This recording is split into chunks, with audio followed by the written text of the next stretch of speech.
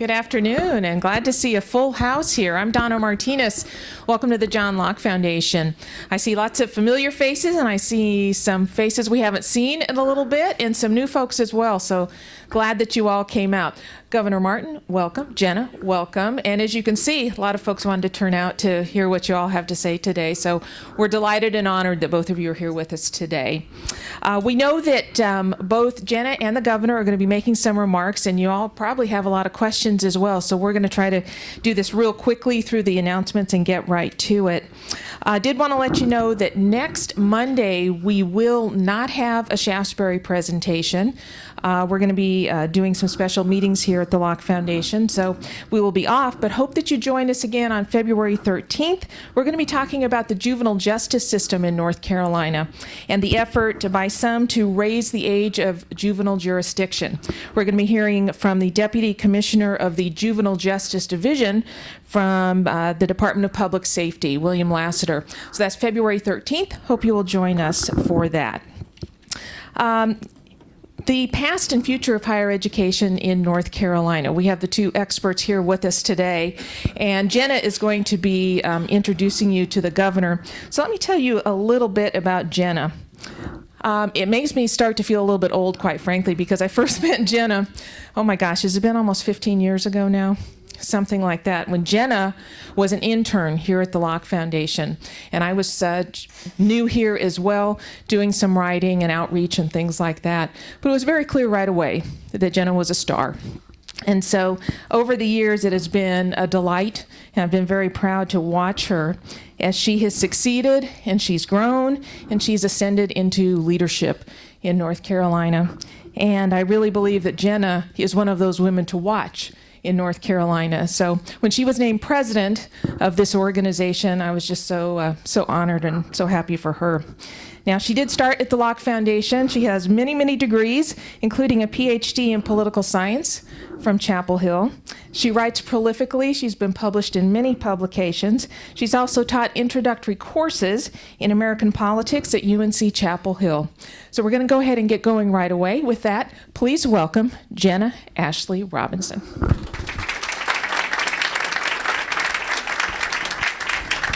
Thank you, Donna. Yes, go ahead. I want to welcome everyone. Thank you all for being here. Thank you to Donna and Corey and the John Locke Foundation for hosting. Donna told you a little bit about the history that I started here, but the Martin Center, before it was the Pope Center, it actually started here as well as a special project of the John Locke Foundation. So it's wonderful to be back and to see so many familiar faces.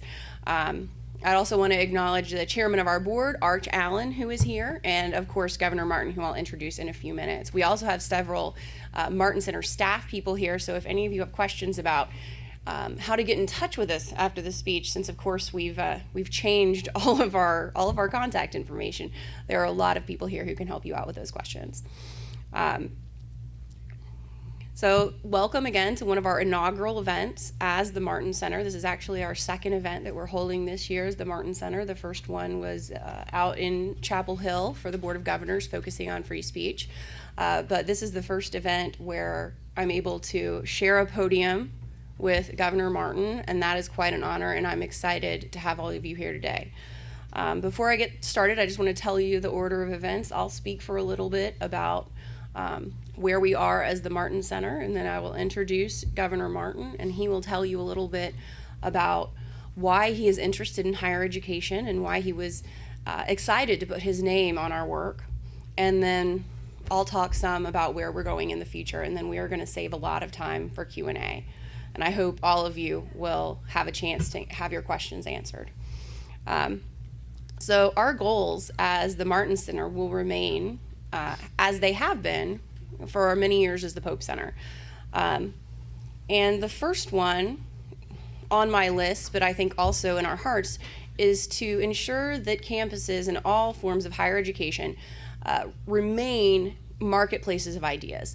And that is one of the reasons we came up with the name Academic Renewal, because we want to renew that commitment to the marketplace of ideas, to the spirit of inquiry, to free speech and academic freedom on campus, to make sure that all students are hearing multiple perspectives, are asking questions that their professors take seriously, airing ideas that they can only air on college campuses and philosophize about in that special place that is college.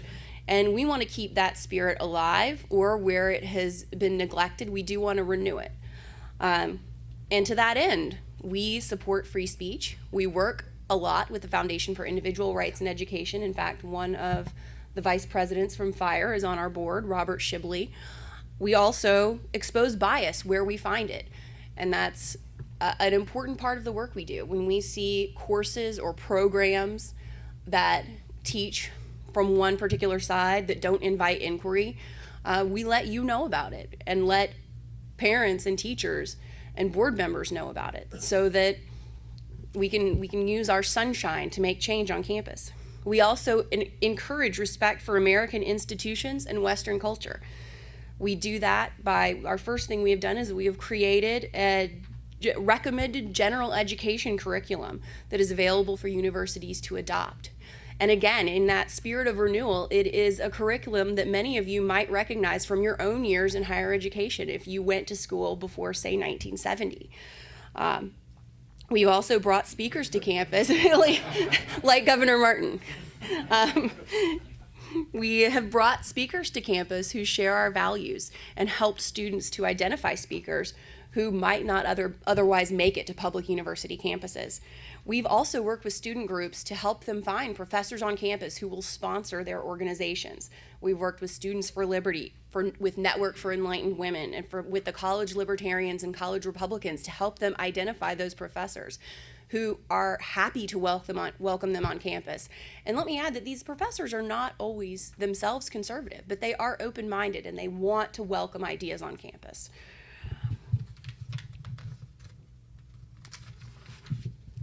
We also want to increase the quality of teaching and students' commitment to learning on campus, so that everyone, when they come off of a campus with a degree, have something to show for it other than just a piece of paper.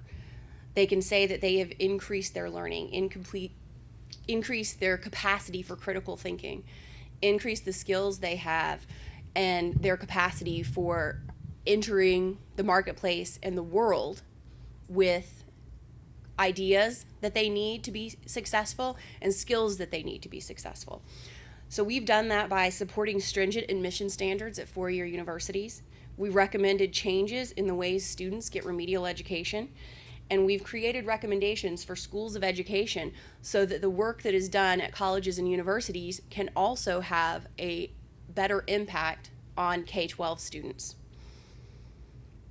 And lastly, we've encouraged cost-effective administration and governance, and this is another thing that we will continue to do as the Martin Center.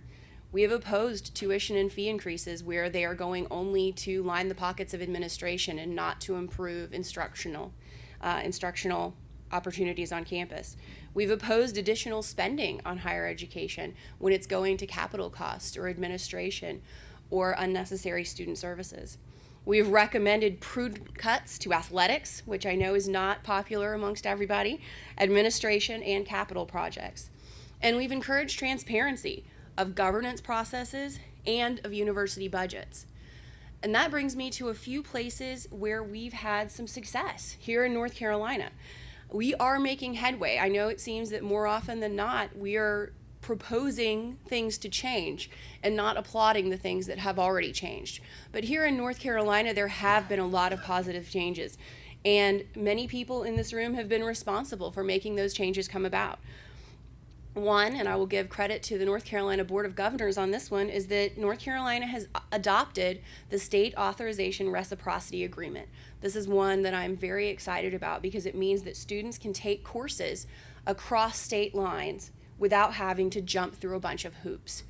It also means that North Carolina schools will be able to offer their courses across state lines without having to jump through a lot of hoops themselves. This is a wonderful step for competition and innovation, embracing the new technology of online education. And I think it was very insightful for the Board of Governors to do what they did. They adopted it very quickly, more quickly than I have seen the Board of Governors move on almost anything else. And so that was incredibly impressive. The Board of Governors is now streaming its meetings, and for that one, I think the credit goes to Margaret Spellings. It was something that we have advocated for many, many years, but when Spellings came down, it was something that she implemented right away, and I was very happy to see that. So now people who can't make it to Chapel Hill can watch the Board of Governors meetings themselves. It's a great step for transparency here in North Carolina. North Carolina is also one of the only states that has passed the SAE Act, which stands for Student and Administrator Equality. So if a student is accused of a serious crime, sexual misconduct, or maybe passing out a constitution on campus, that student is allowed to have attorney or attorney-like representation in his campus hearings. And North Carolina is one of the only states that has that. It's a very unique protection for students, and one of which I am very proud to say that North Carolina has. And on that one, I do want to give credit to our friends over at FIRE. We also have here protection for freedom of assembly that isn't available in many other states, although it should be, because of course it is enshrined in the First Amendment. But here in North Carolina, we go further. Both the Board of Governors and the legislature adopted what was then Senate Bill 719, and it allowed students to determine the leadership of their own organizations. And this came up because there was a group called Psalm 100 at UNC Chapel Hill. And as a group that had deeply and sincerely held religious beliefs, did not want people who advocated for the legalization of gay marriage to be in leadership positions in their Christian a cappella group. In this case, there were attempts by the university administration to shut the group down because of that stance. The administration eventually did overturn that ruling, allowing the campus to stay, but many people saw that there were problematic aspects of what had happened. They saw that it was only after a lot of sunshine was brought to the issue that the administration actually allowed the student group to stay on campus. So the Board of Governors and the legislature took action to make sure that freedom of assembly is protected, codified, both by the board and the legislation in North Carolina. Another victory that North Carolina can boast is that UNC Chapel Hill and Duke University both now have green light rankings from the Foundation for Individual Rights in Education. That means that there are no substantial barriers to free speech on those campuses. And we are going to continue to work to make sure that Duke and Chapel Hill are not the only ones in North Carolina. We will work to make sure that there are more. The faculty at Winston-Salem State University have adopted the Chicago Principles, and that is a statement of adherence to free speech principles and academic freedom. As of now, the administration has not adopted it, the faculty only, but we want to work to make sure that the administration is next, and Winston-Salem State, too, can become a bright light in North Carolina for free speech. So we're very excited about the changes that have happened already. We think our work at the Martin Center has been part of those changes. Many of those changes are things that we have advocated for many, many years, and we finally saw our work come to fruition, and that has been very gratifying.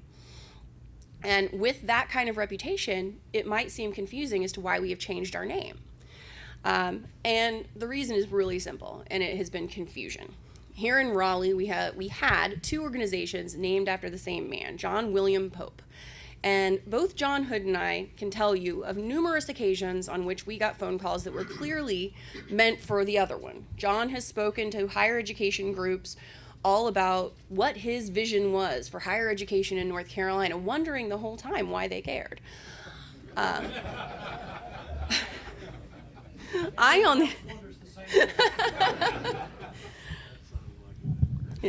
I, on the other hand, once interviewed someone who wanted to intern at what was then the Pope Center because she loved our outreach work with horses. And as you all know, or may know, the Pope Foundation has given money to work with people who use horses as therapy. That is not something that the Pope Center, now the Martin Center, has ever been involved in. So after we tried to differentiate for many years, the Pope Foundation even got its own website, and I thought that would solve the problem. but it kept happening. People kept wondering which organization was which. And so a name change was finally the option that we came up with to distinguish our organizations.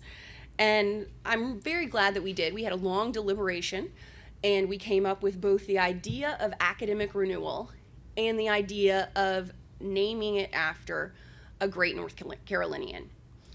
And Governor Martin is really a wonderful fit for our organization in many ways. He was a professor at Davidson teaching chemistry for 12 years, so he started in the academy. He knows the academy and he knows the problems that face it. And he actually got interested in changing policy while he was at Davidson because he worked there on the Blue Sky curriculum, changing the way that the general education curriculum, which is something we're still talking about today, was implemented. And he even has a link to our namesake. He got to know John William Pope when he was running for governor, and then he was the person who appointed John William Pope to the board at UNC Chapel Hill as a trustee. And lastly, he has been on our board for many years, so he knows our work firsthand, and we know him firsthand. We know that he is thorough and kind and articulate and generous, and that he cares deeply about the same issues that we do. So that is why Jim Martin is our new namesake. And now I will introduce Governor Martin, and he will give you some words on why he is so interested in higher education. James G. Martin served as governor of North Carolina from 1985 through 1993, following 6 terms as a member of U.S. Congress. He was the first elected official to receive the Charles Lathrop Parsons Award, which is given by the American Chemical Society for outstanding public service by an American chemist. He was a corporate vice president of the Carolinas Health System and later a member of the North Carolina Government Relations practice of McGuire Woods Consulting in Charlotte. Martin began his career as an educator, earning his PhD in chemistry from Princeton University and later teaching at his alma mater, Davidson College. He also served 3 terms as a Mecklenburg County Commissioner. Dr. Martin's recent public service has included conducting an analysis of courses at UNC Chapel Hill to determine the extent of academic anomalies, and of course, he has served for many years as a board member of the Martin Center for Academic Renewal. I'm still getting used to our new name. Apologies. And now, please help me welcome Governor Martin.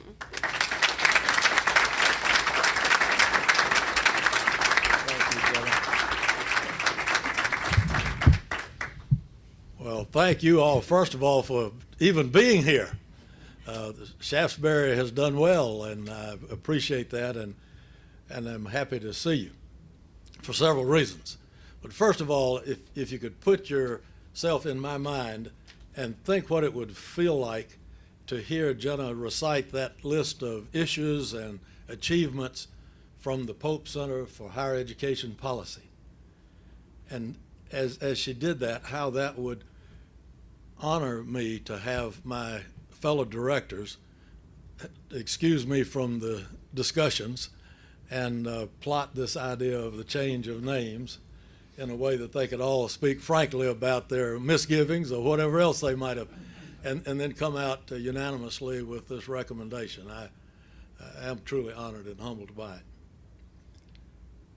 As a former faculty member, I have been very interested from when I first started reading some of the publications of the Pope Center and the issues and the stands that they were taking, and was pleased to have been invited to serve on that board.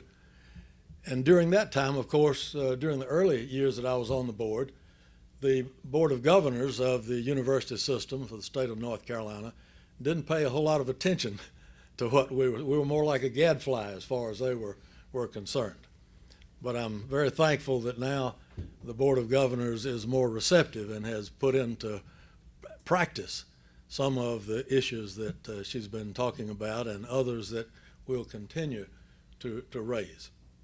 Now, there are a couple of them that personally I'm very attached to. I can't say that I've always agreed with everything that our distinguished staff of analysts and writers have proclaimed, but that's because we're all different. We have our own ideas, and sometimes we understand something we think better, or it may be that we don't understand it quite as well.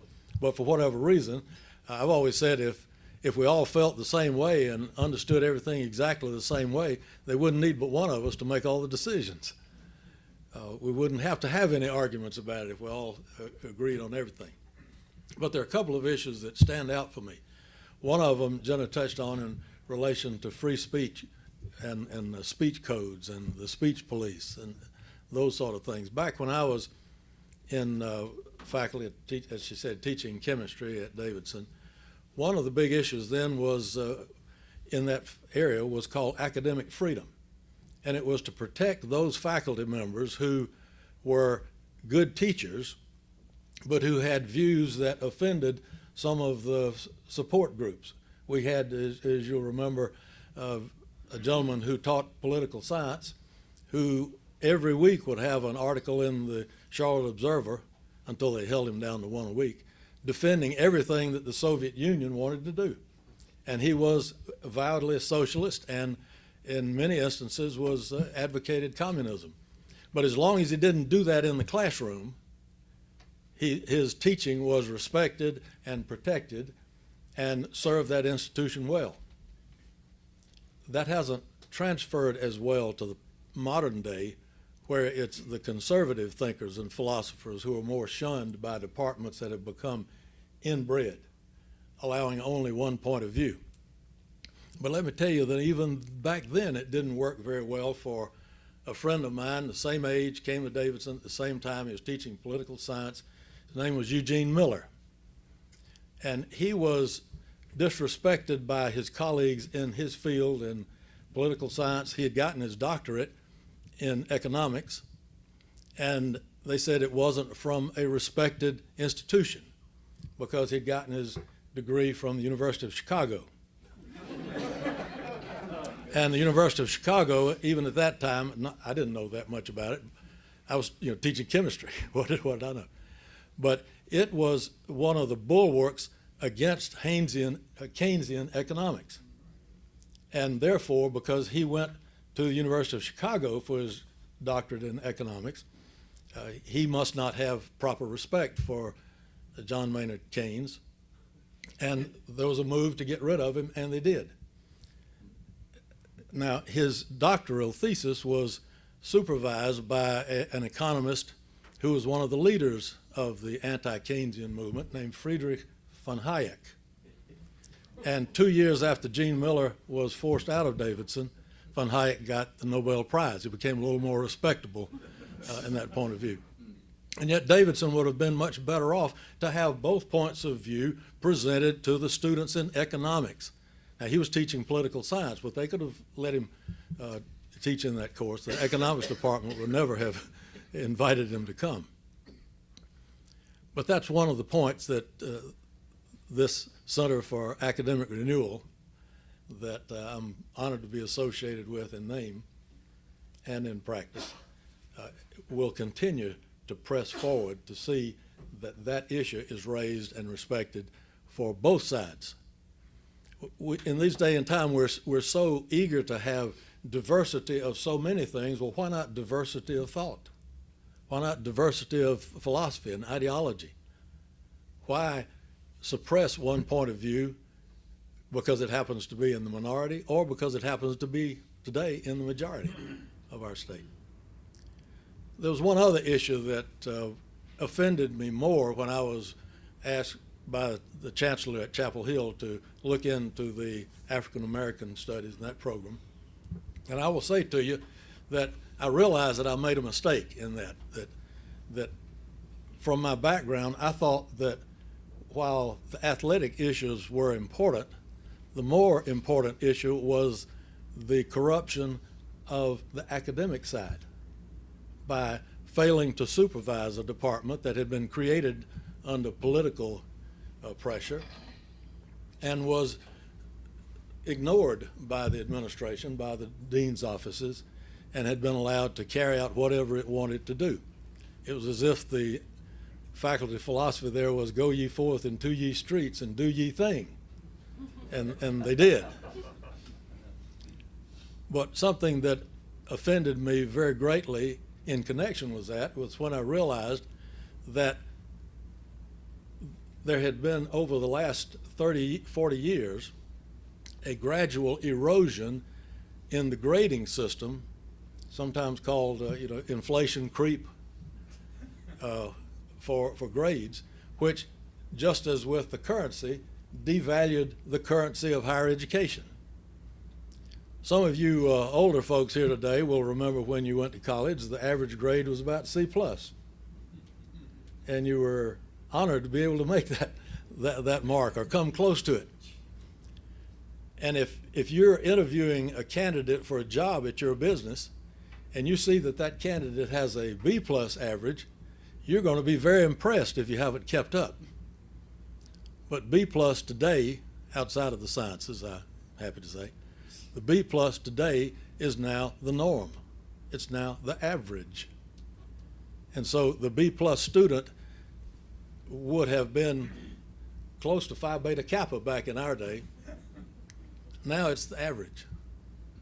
At Chapel Hill, one of the faculty there that agrees with me on this, there are some, had made a study of it and found that 92% of all grades given there were either B's or A's. Now, how's that for standards in higher education? And that's why I say it devalues the currency of higher education. So I've been very pleased to have been connected with the center, whatever its name, the center, doing that kind of work, calling attention to that kind of mischief, and that we will continue to do that. In closing, let me tell you one other thing. I've been retired about 4 years now, and a couple of years before that, I started writing a book. And it's taken me 6 years to complete it, and it just came out just before Christmas. It's called Revelation Through Science. Revelation. Wait a minute, Revelation? That's the last book in the Bible. Did God stop revealing to us a couple thousand years ago? No, I'm saying that through science, things are being revealed that point to God, not prove God, but point to God, that can support your faith. The head of the National Institutes of Health, Francis Collins, Chapel Hill Medical School graduate, has written a book called The Language of God. And he was the head of the Human Genome Project. And so the title of his book is a very neat metaphor for DNA, the language of God. And I was impressed meeting him, hearing him speak, that I thought I would put my thoughts into writing, and have done that here. First surveying Galileo and Darwin and the disputes that arose there. But then bringing in some contemporary astronomers who talk about the Big Bang and what could come before that, which is a theological question. And physicists who talk about the gravity constant and how fine-tuned it is, that if it were slightly stronger, if gravity were slightly stronger by 1 part in 100 billion, that's not much room. The universe would have collapsed right after it was formed. That if it was slightly weaker by 1 part in 100 million, you got a little more room on that side. Not much, but a little. No stars would have condensed. Either way, we wouldn't be here to talk about it. And so I add some things about DNA that biologists have written, but then have some material that is original from the field of chemistry. Chemists have thought about this, but you'll have to read it and see. It's written for the educated non-scientist. There is a chapter in the back about the politics of science, and so you can read that first. In fact, you can skip around any order you want if you're interested in this sort of thing. But it's about the politics of science, and what I say basically there is, let science be science. Let the scientists interpret the science, and let the politicians, the policymakers, decide what to do about it. Don't have the politicians decide what the science should be, because that scrambles that whole process. But let science be science, and let policymakers make policy. And in connection with global warming, I would say that yes, human contributions to carbon dioxide through the Industrial Revolution have had an effect. There are other things that have affected the rate of global warming and the cycling that goes on from time to time. But we're in a cycle now where we're contributing to it, which no species has previously done. That's the science side. What do we do about it? Well, while many Republicans deny the science, many Democrats deny the solution.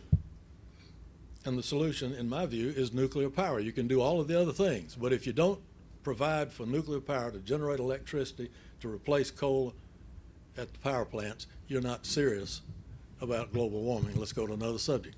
Thank you all for being here. If you have questions, Jenna and I will be glad to talk with you.